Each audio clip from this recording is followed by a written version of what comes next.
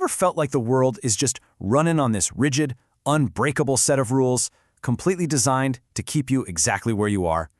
Well, today we're diving deep into a fascinating story that takes that exact feeling and turns it into a literal, apocalyptic reality. We're unpacking the grim, kind of conspiratorial, and just absolutely captivating world of Shadow of the Last Rank. This is a universe where humanity's very survival is dictated by this absolute, game-like authority, known simply as the System. It's a world that asks a genuinely dangerous question. What actually happens when the weakest player in a rigged game secretly discovers the cheat code? We're immediately grounded in this chilling reality by our protagonist, Kyan, with these haunting opening words, quote, 3 years ago, the first appeared downtown. In 2024, right in the heart of Baghdad, the sky literally rips open at 3 in the morning, and what comes out? A colossal, dark stone gate pulsing with these eerie blue runes. The world didn't end in fire and brimstone, it ended with an invasion that humanity had to quickly commodify just to survive. This realization that the apocalypse wasn't a finale but a brutal new beginning, it completely hooks us into Kyan's reality right from the jump. Section 1. Gates and the System. Let's break down the foundational rules of this dangerous new world. So the core conflict here revolves around this thing called the System. It acts as an absolute, completely uncompromising authority. Basically, if you survive a gate awakening, the System scans you and then assigns you a rank and a skill. And that's it. Your fate is sealed. It rigidly categorizes humanity, creating this incredibly unfair hierarchy. Think about, the most restrictive grading systems you've ever faced in school, or a corporate ladder where your starting position dictates your entire career with literally zero chance for promotion. That is the System. Meanwhile, the gates are these terrifying dimensional tears filled with deadly monsters, like shadow tigers, and they serve as both the ultimate threat and the only source of power and wealth for these ranked fighters. Section 2. The Forgotten Hero and the Truth Behind Rank F. This brings us right to our protagonist, who sits squarely at the very bottom of this brutal hierarchy. The sheer irony of Kyan's existence is just staggering. Publicly, the System views him as a rank F. We're talking the absolute lowest of the low.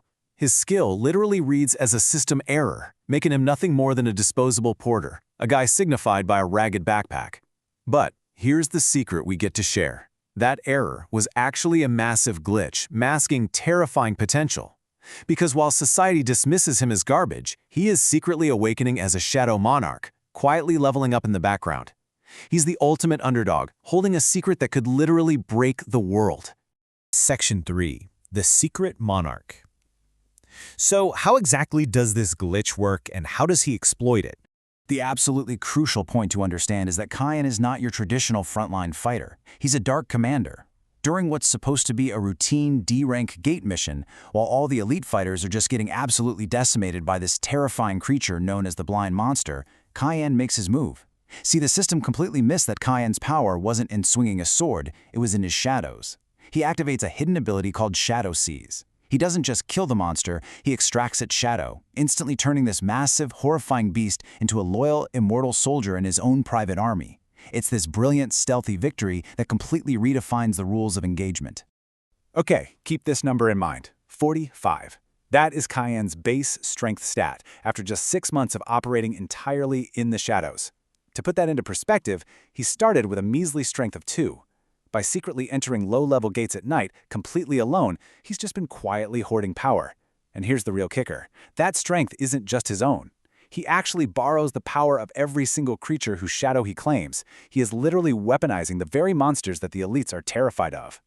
And this hoarding of power, it's allowed him to build a genuinely terrifying force. While the A-rank and B-rank fighters strut around in their fancy armor thinking they run the whole show, Kyan has amassed this silent, deadly army. He's got the Shadow Tiger from the very first gate in Baghdad. He's got the Blind Monster, a Metal Snake, plus 4 other unknown highly lethal shadows.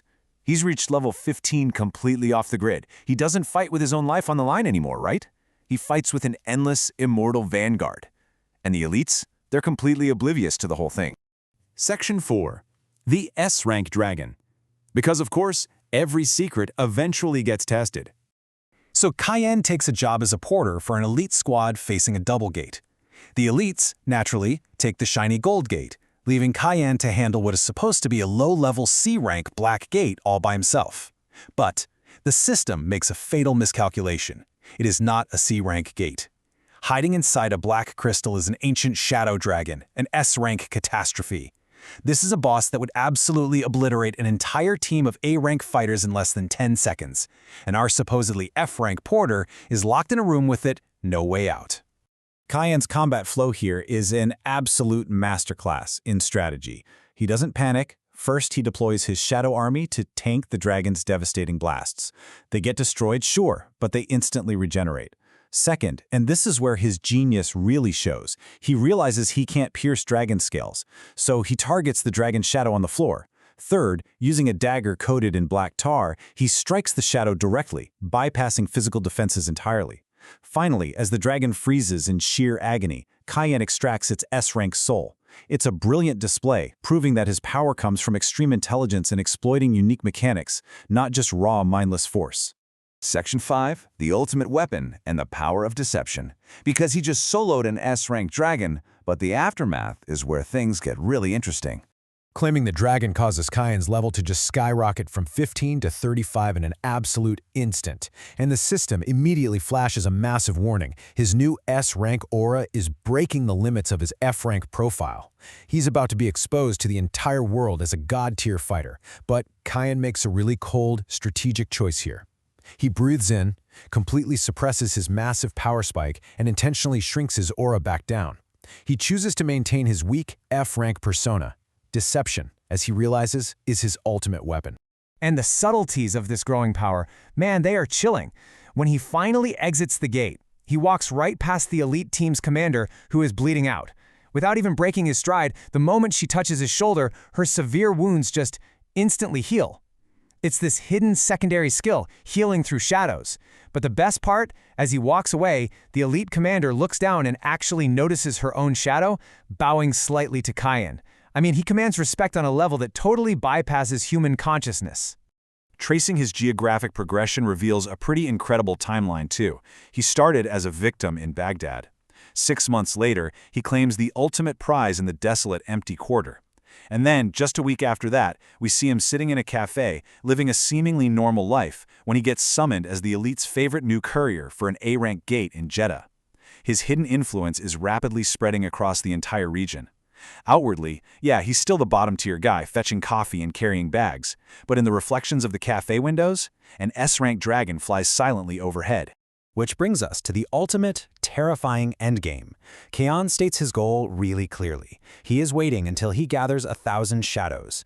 So I'm going to leave you with this to ponder. When an F-rank underdog quietly amasses an unstoppable immoral army right under the noses of the world's greatest fighters, what actually happens when he finally steps out of the dark? Will he simply overthrow the current hierarchy, or is Cayenne destined to become the very system he was meant to be crushed by? Thanks for joining me on this explainer, and stay curious.